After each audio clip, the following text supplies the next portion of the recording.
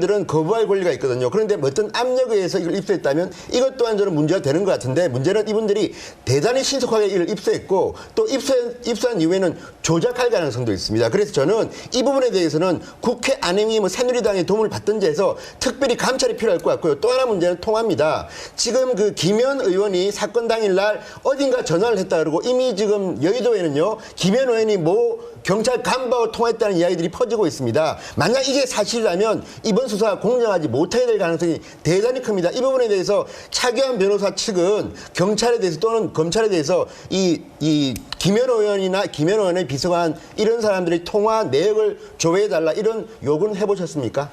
오늘 그 이야기는 안 했고요. 예. 제주신부 과정에서 그 이야기는 하진 않았는데, 저의 입장도 역시 지금 소관 상임위 위원이시기 때문에 그런 어떤 의혹을 충분히 받을 수 있다고 생각하고요. 그 다음에 두 번째는 그 지구대로 가지 않고 경찰서 형사과로 간 것 자체부터 그렇게 말씀하셨다고 보도가 되었으니까 상당한 영향력을 행사할 수 있는 지위에 있다고 생각이 되고, 그 다음에 그 17일 날 새벽에 조사할 때 경찰서에 직접 나타나셨는데 그것도 역시 부당한 영향력을 행사했다고 오해를 받을 소지가 충분히 있고, 그 다음에 저희도 지금 그 안행위 위원으로서 혹시 경찰청 간부나 했는데 전화를 해서 압력을 행사했을 가능성도 있기 때문에 통화 내역, 김현 의원과 그 보좌관들의 통화 내역은 반드시 조사되어야 한다, 그렇게 생각을 합니다.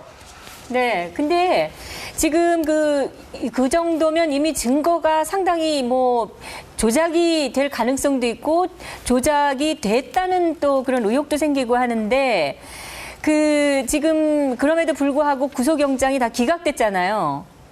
네. 거기에 대해서 어떻게 생각하세요?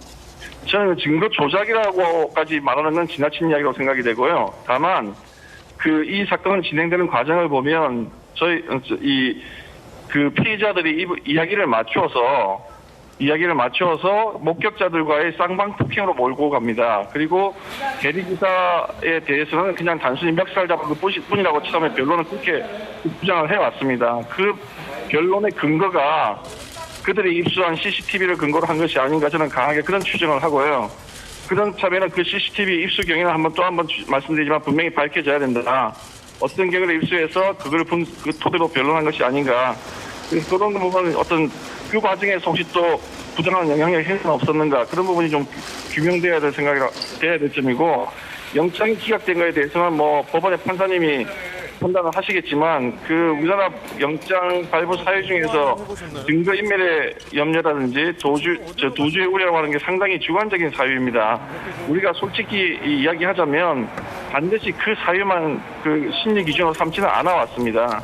예를 들어서 지금 최근에 창원시 이회 시의원이 시장에게 계란 2개를 던진 걸로 구속이 됐어요. 시의원 주거 일정합니다. 도주 우려 없습니다. 계란 2개 던진 거 영상화면 너무나 깨끗하게 다 잡혀 있습니다. 그럼에도 불구하고 그걸 구속을 하지요.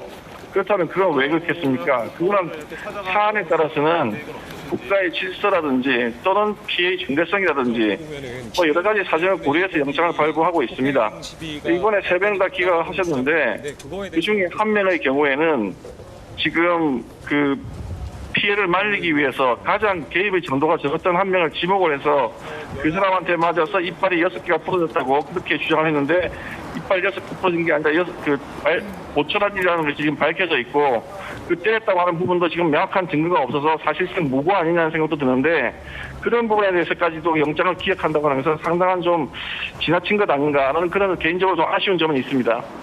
네, 안녕하세요 변호사님. 저 최단비 변호사라고 합니다. 제가 하나 질문이 있어서 여쭤보겠는데요. 제가 그동안 기사로 접했을 때는 이제 변호사님 측은 공동폭행 또는 공동상해의 공동정범이다, 김현 의원이 이렇게 주장하시고 있었던 것으로 알고 있습니다. 근데 제가 그동안 사실관계에 대해서는 이제 언론으로만 접했기 때문에 오늘 대질신문에서 나왔던 말들이 굉장히 궁금하거든요.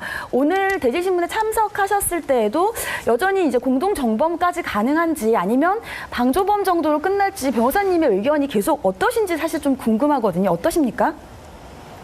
저기 폭력행위는 처벌에 관한 법률 2조 2항의 경우에 그걸 적용함에 있어서 제가 아는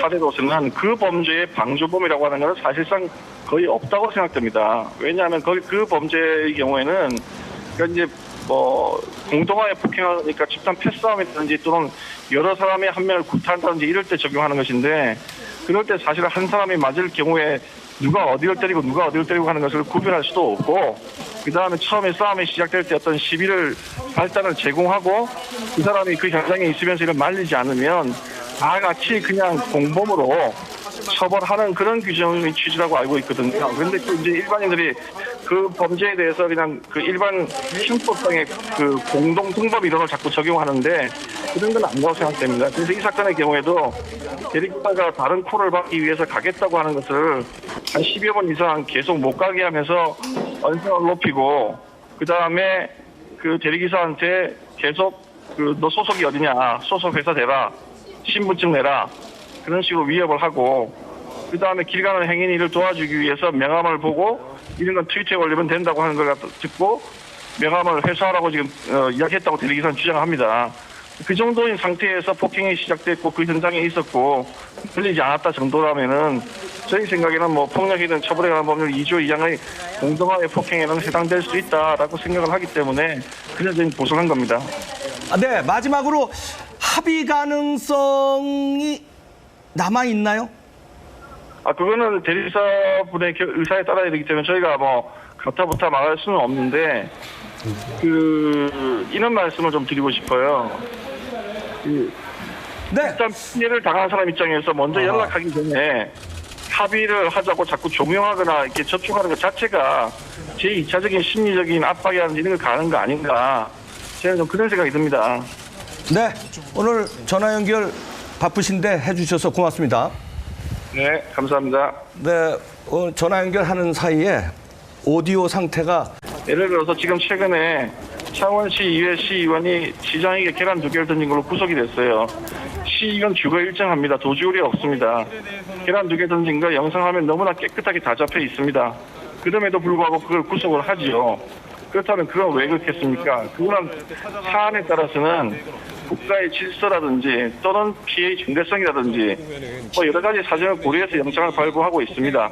이번에 3명 다 기각하셨는데 그중에 한 명의 경우에는 지금 그 피해를 말리기 위해서 가장 개입의 정도가 적었던 한 명을 지목을 해서 그 사람한테 맞아서 이빨이 6개가 부러졌다고 그렇게 주장을 했는데 이빨 6개 부러진 게 아니라 보철한이라는 것이 지금 밝혀져 있고 그 때렸다고 하는 부분도 지금 명확한 증거가 없어서 사실상 무고 아니냐는 생각도 드는데 그런 부분에 대해서까지도 영장을 기각한다고 하는 것은 상당한 좀 지나친 것 아닌가라는 그런 개인적으로 좀 아쉬운 점은 있습니다.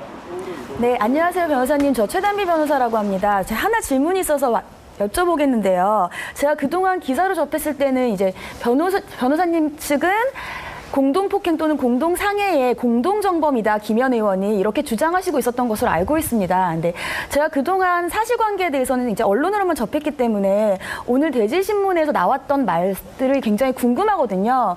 오늘 대질신문에 참석하셨을 때에도 여전히 이제 공동정범까지 가능한지 아니면 방조범 정도로 끝날지 변호사님의 의견이 계속 어떠신지 사실 좀 궁금하거든요. 어떠십니까? 저기 폭력행위는 처벌에 관한 법률 2조 2항의 경우에 그걸 적용함에 있어서 제가 아는 그 사례로서는 그 범죄의 방조범이라고 하는 것은 사실상 거의 없다고 생각됩니다. 왜냐하면 그 범죄의 경우에는 그러니까 이제 뭐 공동화에 폭행하니까 집단 패싸움이라든지 또는 여러 사람의 한 명을 구타한다든지 이럴 때 적용하는 것인데 저희 그 피해자들이 이야기를 맞추어서 목격자들과의 쌍방 폭행으로 몰고 갑니다. 그리고 대리기사에 대해서는 그냥 단순히 멱살 잡은 것 뿐이라고 처음에 변론은 그렇게 주장을 해왔습니다. 그 변론의 근거가 그들이 입수한 CCTV를 근거로 한 것이 아닌가 저는 강하게 그런 추정을 하고요. 그렇다면 그 CCTV 입수 경위는 또 한 번 말씀드리지만 분명히 밝혀져야 된다. 어떤 경우를 입수해서 그걸 그 토대로 변론한 것이 아닌가. 그런 부분은 어떤 그 과정에서 혹시 또 부당한 영향력이 행사는 없었는가 그런 부분이 좀 규명돼야 될 돼야 될 점이고 영장이 기각된 거에 대해서는 뭐 법원의 판사님이 판단을 하시겠지만 그 우리나라 영장 발부 사유 중에서 증거 인멸의 염려라든지 도주의 우려라고 하는 게 상당히 주관적인 사유입니다.